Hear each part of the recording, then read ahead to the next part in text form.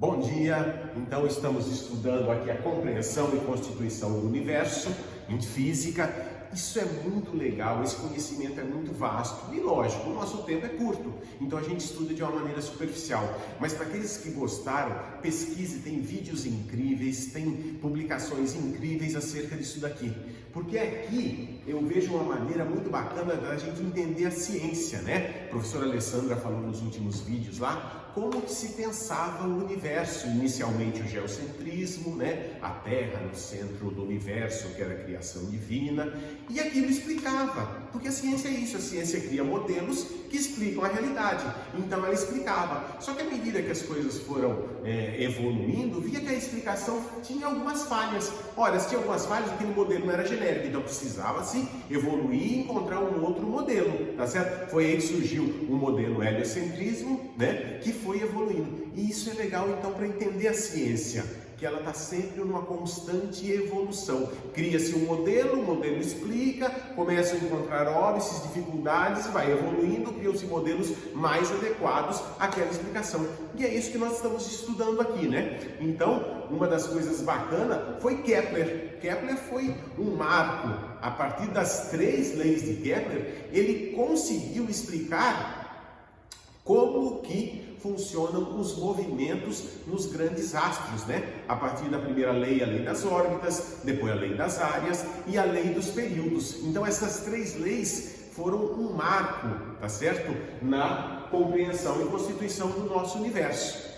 E após essa situação, entra aquele que, a meu ver, foi o maior cientista que já esteve aqui na Terra, Sir Isaac Newton.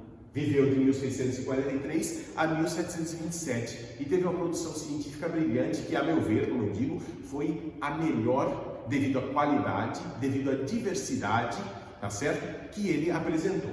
Então, o que Isaac Newton fez na questão da gravitação universal? Ora, Kepler explicou como, né, que se movimentava. Newton explicou por que se movimentavam daquelas formas os grandes astros, né? E como que foi que ele fez? Simplesmente acordou um dia e é assim que funciona? Aquela historinha que ele estava sentado embaixo de uma macieira, caiu uma maçã na cabeça dele e ele, lei da gravitação universal. Não, não é bem assim. A ciência não funciona assim. A ciência se funciona através de grande estudo de tudo que já foi feito até então, tá ok? De óbices que tem nessas explicações e daí passa adiante. Então é assim que funciona a ciência. E Newton sabia, né? Tinha esse problema da questão de como é que esses astros, né? Os planetas, Sol se movimentavam, mas por que é que se movimentava?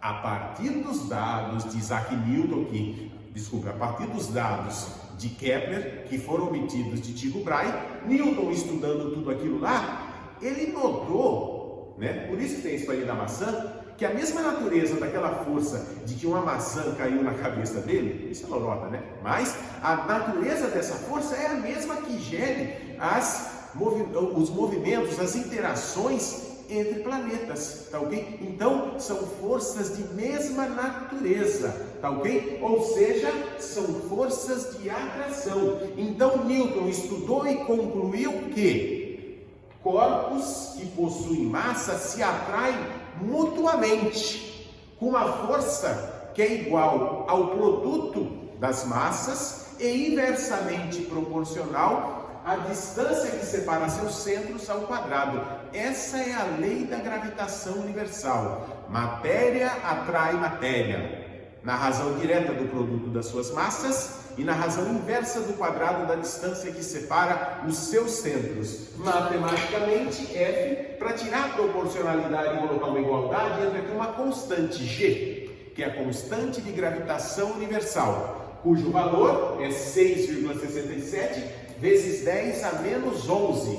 Qual unidade de medida de G? Não vou falar não.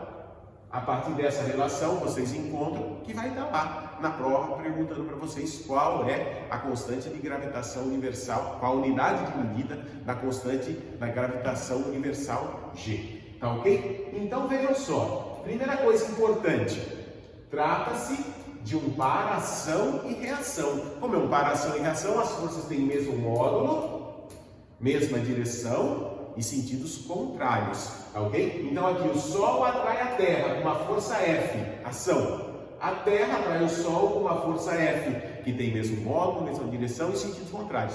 Mas isso aqui não é só Sol e Terra, não. Essa força aqui, que Newton descobriu, ela vale para qualquer corpo que possui massa. Opa, pera lá, professor. Então, quer dizer que um pacote de açúcar atrai outro pacote de açúcar? Você pode dizer sim. Agora, então se eu deixar dois pacotes de açúcar, estão se atraindo, eles vão se encontrar. Opa, pera lá. Não é bem assim. Vou fazer uma conta simples aqui. Se eu tenho um pacote de açúcar de 1 quilo, outro pacote de açúcar de 1 quilo, tá ok? Estão à distância de 1 metro um do outro. Estou colocando esses valores para ficar fácil. Qual é a força de interação entre eles? Existe, mas quanto vale? Vamos olhar aqui.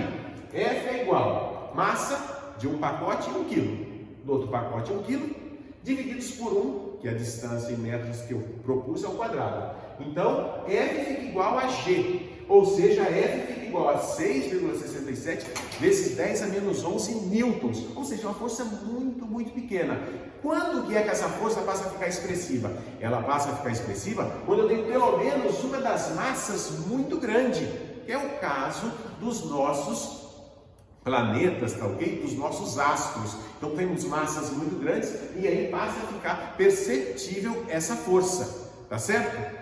Ora, Newton, Sir Isaac Newton, foi muito criticado, logicamente, né? Foi criticado, até chacota. Se fosse hoje em dia, teria meme do Newton lá. Vocês podem procurar lá, falando que as pessoas iam se atrair uma pela outra devido a essa situação. Era só ter feito a conta que via que Newton não estava falando besteira nenhuma, né? Então vejam só, eu coloquei aqui para vocês, só que é interessante, né? Que em 5 de setembro de 1687, Newton publicou a Filosofia Natural da Matemática, tá ok? O princípio natural da filosofia e da matemática. Nesse livro aqui, nessa publicação é riquíssima.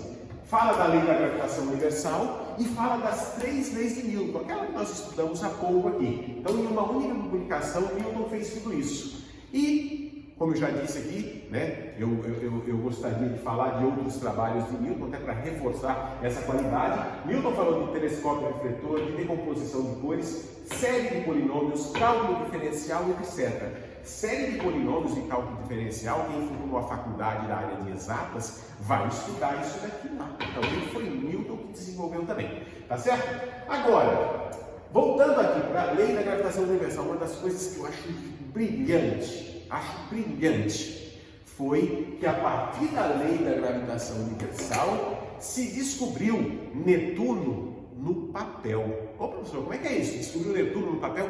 Isso mesmo. Na verdade, né, quando Newton morreu, só se conheciam 6 planetas. Pouquinho depois que Newton morreu, descobriu-se Urano. Ok. A hora que descobre Urano, para que serve o modelo? Como eu falei no começo dessa aula, um modelo serve para explicar o que vai acontecer. Então, a partir dessa lei da gravitação universal de Newton, começou a se planejar para onde que Urano estaria numa determinada época, de uma determinada posição. Ora, não estava dando muito certo, estava tendo uma falha ali. E aí, Newton estava errado?